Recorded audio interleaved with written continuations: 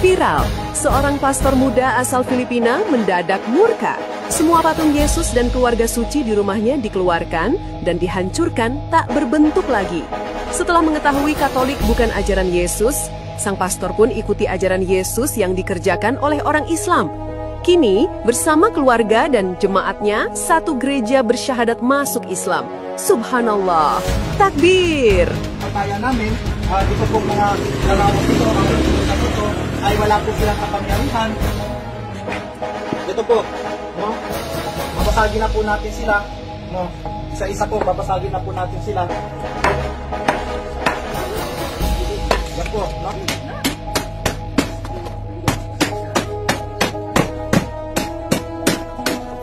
Panoorin naman po natin itong video na kung saan pinagbabasag ng isang pastor ang mga rebulto ng simbahang Iglesia Filipina Independiente at ng Catholic Church.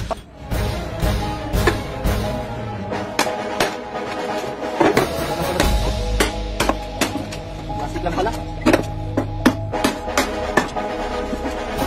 Ano kaya ito? Ay!